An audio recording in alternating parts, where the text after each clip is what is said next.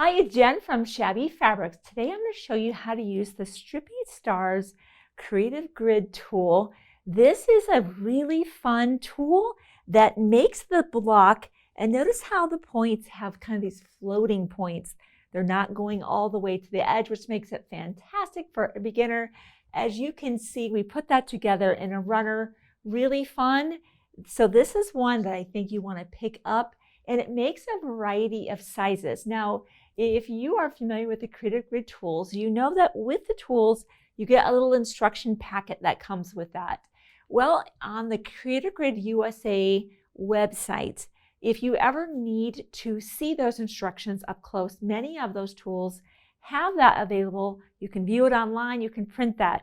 I've went ahead and printed that here and even exploded the version that has the graph, because that's the part I really want to show you how to use, so you can get comfortable using this tool and make blocks in a variety of sizes.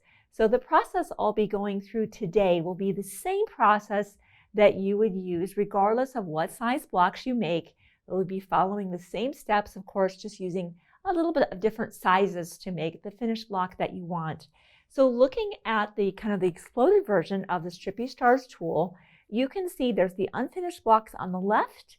On the right, that's letting you know what size those finished blocks are. So using this particular tool, we can make blocks as small as 3 inches finished all the way up to 13.5. An incredibly versatile tool, all in one little powerhouse tool right here. So let's dive in. We're going to be making the 9-inch finished block. So starting with a 9.5-inch finished, finishing at 9, and this is where we're going to be drawing our attention right here. So let's look at the very top of that column. That's telling us to cut 4 squares for our star points and 4 squares for our corner and 1 for the center, and those will all be cut to 3.5. So we've got ours in the corner here, and I want to point out one thing to you. When I first read those instructions, I thought the star points that they were referring to were actually the blue. They're not. They're calling this the star point. So in this particular case, since we're cutting 4 that are for the corners and 4 for the star points, that's the white fabric again. So in this instance, I cut 8 of those to 3.5 inches. And then for the center, of course, I have my red with the cute little pinwheels. I cut that to 3.5 as well. The other fabric that we need to cut is over on our far right column, and it says cut strips at least this wide. So for the 9-inch finished block, they want us to cut those strips to 2 inches. So let's say you did have some jelly roll strips left over that are 2.5. Notice how they said strips that are at least this wide. You can use those 2.5-inch strips, and you don't even need to cut them down. So that is my 2-inch strip that they're referring to. Now let's move the block up here, and we'll come into our instructions now. This is how we read that chart. So we'll put that up there for now. And we're now looking at our specific pattern that will, again, the smaller version of that will be included in your packet, but I'm going to talk you through that, so you don't even need to worry about referring to that if you don't want to. Our first step will be to take 4 of those that will be considered our star points, and we're going to be turning that fabric so that it's wrong side up, and we'll be marking on the back. So this is I have kind of a shimmer dot here. I'm going to place that face down so I have the wrong side up. And I'm going to use my Strippy Star tool, and I'm looking for my finished measurement. This is always based on finished measurement.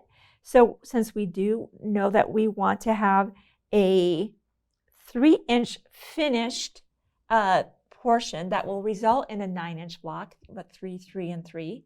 So we're going for the 3.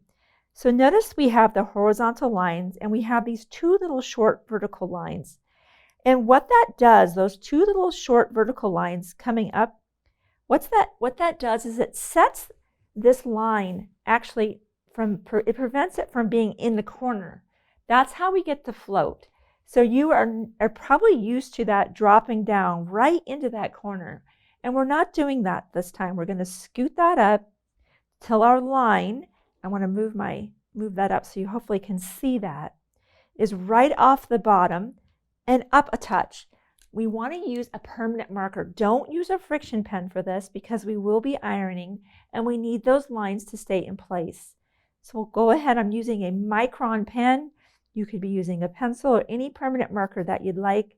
I'd recommend you don't use a normal pen. Those can bleed. So what that does is it sets this off the corner and it sets me a 1/4 inch away from my point, which should be important later on when I'm assembling my blocks so that my points come out perfectly. You'll repeat that step for 4 total blocks, and I've done the others ahead of time. So let's do that, and these are for our corners and our center. Let's put those aside. We'll be using those just a little bit later on. Now that we've done that, here's our strip, referring to that over here on this side. We will make sure that that is right side up. And I'm I would leave this strip a long continuous piece, but just for us together, since we're only going to be making 1 block, I'm just going to cut that apart. It's a little bit more manageable for me on the table. Put our Strippy Star aside.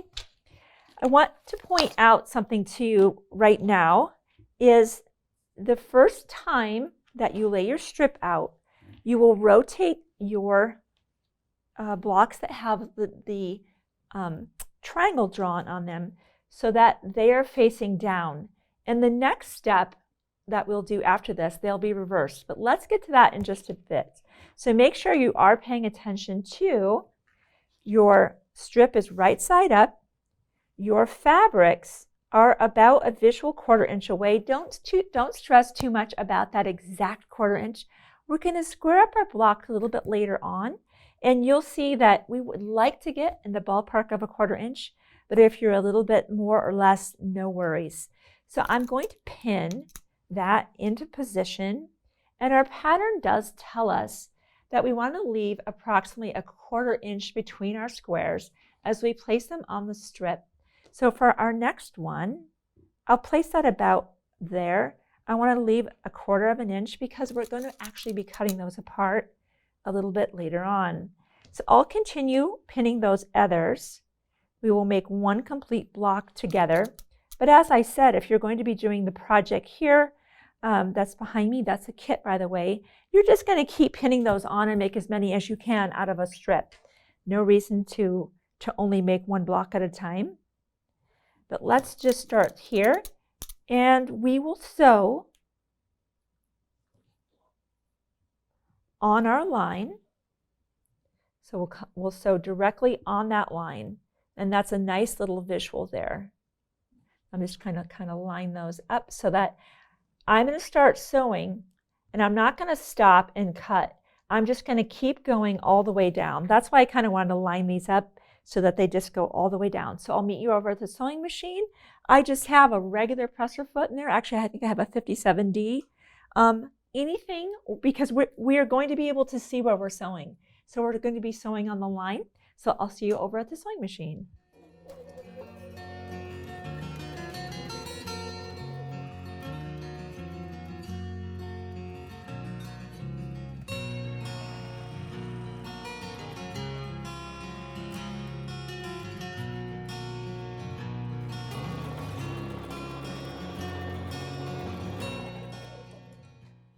Now I want to point out one thing to you in the pattern here. Let me just unpin that. You can leave these on the strip attached, press them, and then cut them apart later. I personally think it's easier to cut them apart now and just work with them individually. They talk about that as you can kind of do that with them attached, or they say, or you may opt to rough cut the blocks apart so they're easier to press. That's the part I'm talking about. So we'll rough cut that. This is an important next step, and when I first made the project, I did this actually opposite, so I'm going to point this out to you. My inclination was to go ahead and press the white actually to the outside. That was my instinct, and that's actually opposite. They make an important step here. Be sure to keep the background square flat. The background square is this one. Notice that's not a square, it's a strip. So if you just keep that in mind, you'll always keep the background square flat. If you keep that in your mind, you'll press the right way every single time. So it's the blue that is pressed away, not the other way around. And it makes a complete difference if you do it the opposite way. The block won't come out right. So knowing that my white square is the part that's going to be kept flat to the background, let me just go ahead and press these others.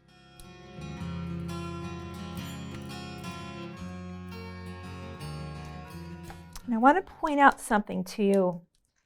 Do you see how that doesn't come into the corner? And I know that's going to feel different to you, but that's the float we talked about. That's what this line right here, put a piece of paper so you can see that. That's that line that lifted that line up and away from that corner so we would get the float. So if you see that and you're like, that can't be right, it is right. You're doing a good job. So just know that's how it works. Now we have this, we're like, what do we do with that? Well, the great thing is we'll just go ahead and flip that so that the white side is up. I'm going to grab, I just have my 4.5-inch ruler here. I should have grabbed a spinning mat. That would have made it a little bit simpler. But my job right now is to just lay that ruler straight down on top of my white fabric so that I can now have a line which I cut against. And that's what I have here. That's 1/2 of this. So I'll go ahead and continue to square those up. And we're going to do the same process, but I'll show you. Well, I won't tell it to you. Let me just square up my blocks, and then we will move on to the next step together.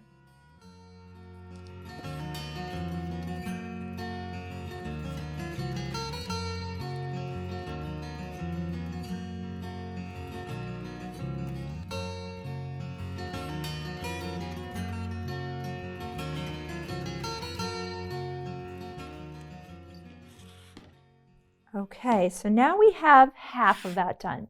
Let's go to the next page. For the other side, we will again grab our blue stars, place them right side up, and we're now looking back on the back side of our block again. Remember how on this portion, our points were down.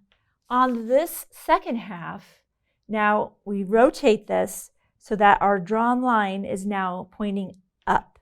And we will once again position that to where we are 1/4 of an inch away with a 1/4 inch gap between our blocks.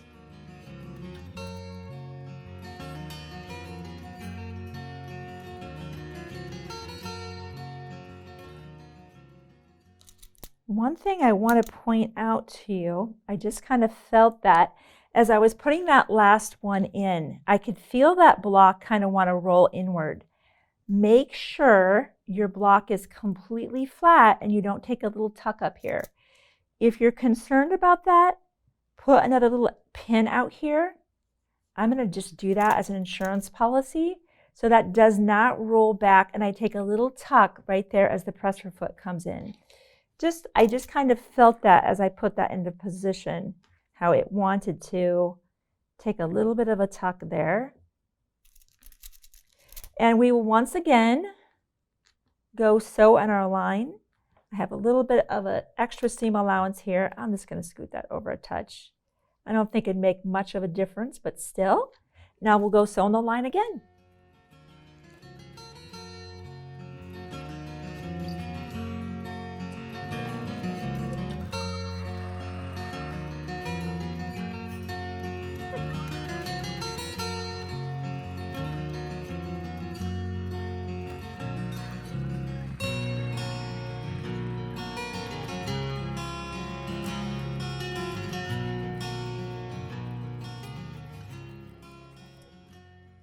So once again, we'll cut that apart. Let's press that. We'll make sure the white is down to the bottom. And how fun. I love tools. I love tools that it's fun to learn something new. And I can't imagine trying to achieve this without a tool like this. It'd be very difficult to do. So we'll leave that square down.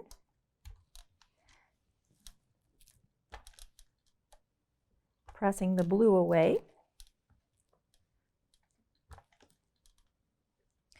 I can see I took some chunky seams, and that's okay. That actually stabilizes our block we will once again turn that, take our ruler straight on top of the white portion so we're not trimming any of the white away, only the blue. So let's look at that, right? And that's our first one. Let's do one more real quick. And then I've cut some of the other ones ahead of time just to save us a little bit of time together.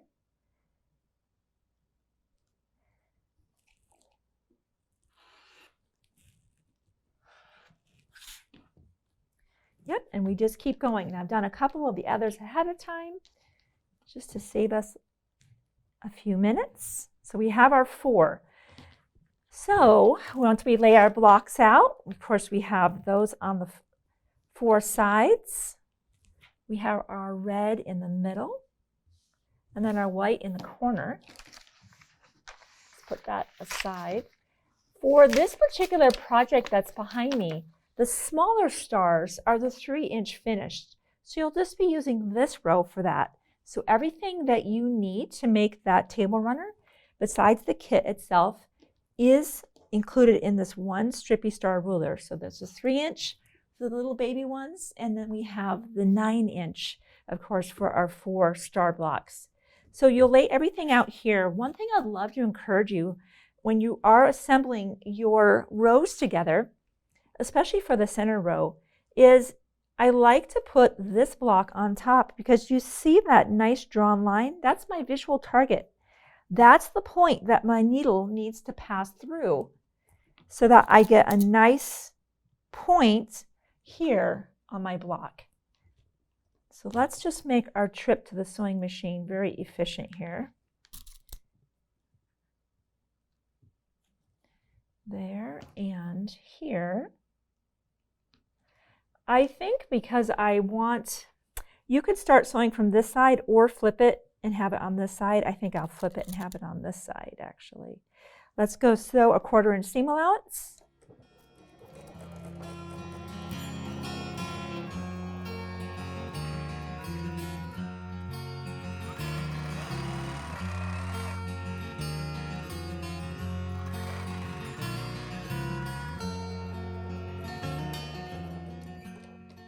So let's see, I love that. I love when I have a little visual marker of where my needle should hit.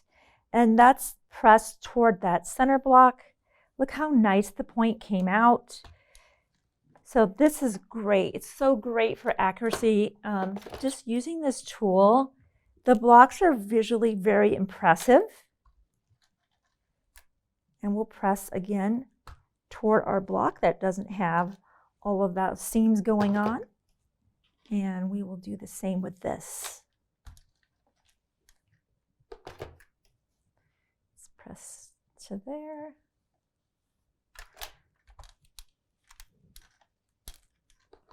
And I always like to put my block back in position so I don't sew my blocks together wrong, which I have absolutely done for sure many times, unfortunately. Same thing here. You want to have this one on top so you have your visual point that you sew through. Same here, just like we did before. And then when I sewed my rows together, I can just show this one to you real quick. I just went ahead and pressed those rows open. So it helped the block lay nice and flat. So you can see the Strippy Star tool is a really fun notion. So if you love quilts, especially patriotic quilts where stars are just so amazing, they look great in patriotic quilts, be sure to pick up the Strippy Stars ruler.